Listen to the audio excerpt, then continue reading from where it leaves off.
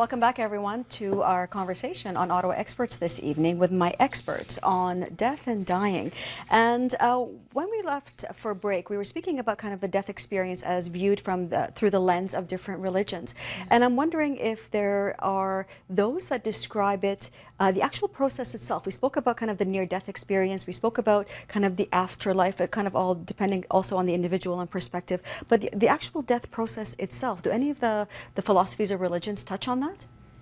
Well, the one that I'm most familiar with is the Tibetan Buddhist tradition. Oh, yes. And in that tradition, there are texts that give a very detailed breakdown, actually, of the dying process. They do it in terms of what they would call the four great elements: earth, fire, water, air. And so they would speak about the dissolution of the earth element, which relates to the body and mobility, the dissolution of the fire element, which relates to heat and digestion, water relating to the drying up of the fluids in the body, air, the dissolution of the breath, and then of course it continues into the dissolution of the mental states and things like that. So they do have some and when I talk about this also in class, quite often hospice workers, if they're in the class, they will say, oh yes, you know, you can, anyone really who has sat with someone dying can kind of see that progression that is laid out, you know. Oh, interesting. So is this the, would this be the Tibetan Book of the Dead? Book of the Dead, for those who want to investigate this a little further. It's an interesting note that actually parallels what you're saying, what hospice care workers and what palliative care workers see as the transition of the physical body into other states. Okay, well, I want to kind of get down into the, I guess what is for some a very difficult conversation now, which is you have someone who is dying. You have someone who is dying in a loved one, and you want to help them in this transition. And you know you want to do the right things to make them feel at peace, and you want to make peace, I believe, yourself with this situation and with this person. What can an individual begin to do in this kind of case? First of all, just be there. Just be there? Hold the space, and it's okay to have silence too.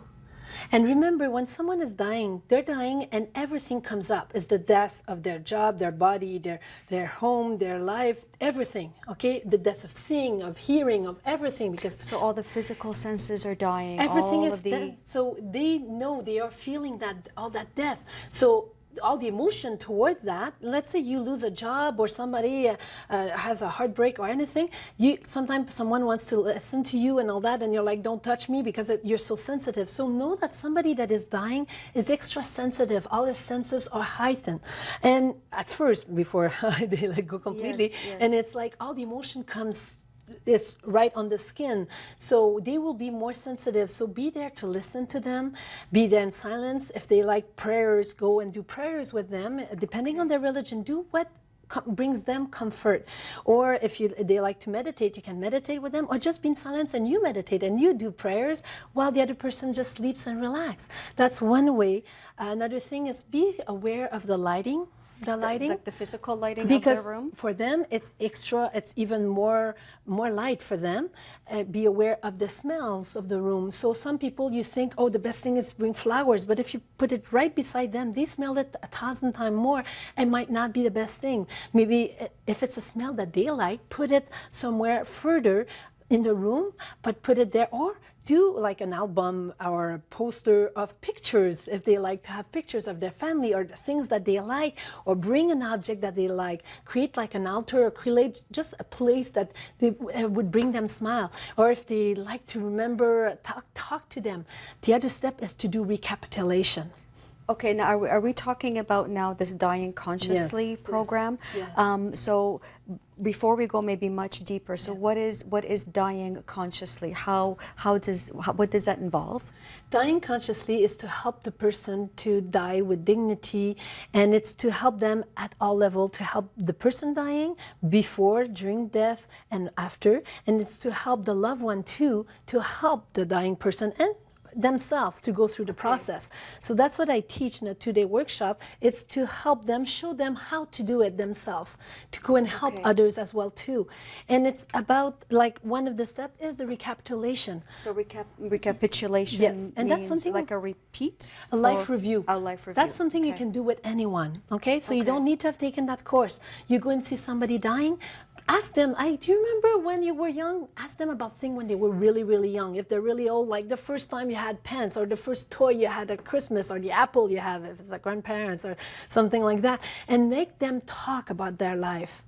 Okay, they'll talk about good and not so good moment, and they'll do some forgiveness. They'll let go. They'll cry. They'll smile. They'll laugh. They're like, oh my God, that's so fun. Because by doing that life review, when you go through the tunnel, that part will already be done. Energetically, you're releasing it all, so it's easier for the body after that to leave. So are you saying then, in this process, what you are trying to do is do emotional healing work when you're there, emotional, psychological forgiveness work, so that the individual who leaves is leaving with a sense of peace? That's one of them, yes. And it can be just talking to them about their life, different step of their life, and let them talk. If they want to talk about, let them talk. And by the family talking about it, oh, do you remember when we did that? Oh my God, you're just such a joker, you did that. And they all start to laugh. Laughter is good to bring, even in those times, because it releases so much, physically, emotionally. I think that would be very difficult when you're somebody who's watching your loved one dying, to bring laughter into the situation. We can bring, like, when you talk about other things, like especially in the process of, not at the moment the dying, obviously, no, you have to respect. I'm talking before. Okay, so before you can say, hey, do you remember when you did that thing? I know my relatives, they're so much fun, and they will say, oh, do you remember when you did that when he was young, and things like that. And then sometimes they might smile just thinking about it, and that was good. And it will help healing for everyone that is included there too. Okay.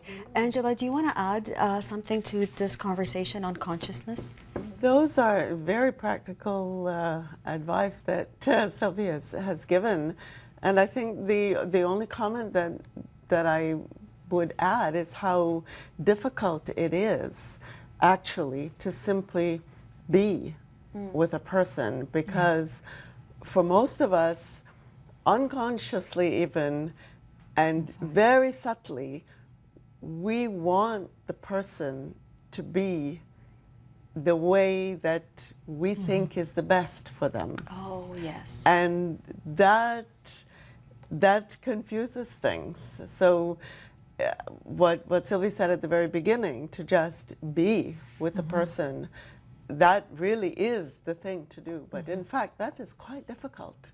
And one has to be very conscious of one's own motivation and one's own reasons for being there, and be very aware of how easy it is to try and make a person be, or the way that we think is good for them. You know what we want good for them, but and so but how sometimes can just you being come there is not, So how do you come to this space in that feeling centered? Because what you're asking the individual to do is to come in feeling that they are completely centered, completely at peace, so that they are bringing only that and being present, if I'm understanding you correctly. Yes. Not projecting any of their desires onto the individual. Exactly. So it is a matter of being present. And very often, almost always, we are not present. We are not present to ourselves. We are not present to others. We are either thinking into the future, what is going to be next, or we are, thinking about the past, what we should have done. But so that there is that itself is a practice to become present to one's own thoughts, one's own awareness, one's own motivations, and then to simply bring presence to a dying person. I can imagine that to be a very powerful gift that you bring someone, is simply presence. And by that I can imagine there being an allowance and a letting go of how you want things to be, and just allowing what emerges and what unfolds to just happen. Exactly. That's powerful. Exactly, because it is just like, you know, when someone is angry or excited, and then if you make yourself calm, it helps the other person to become calm. Then similarly, if you are able to let go of yourself, then the person you are with is encouraged and more able to let go of themselves.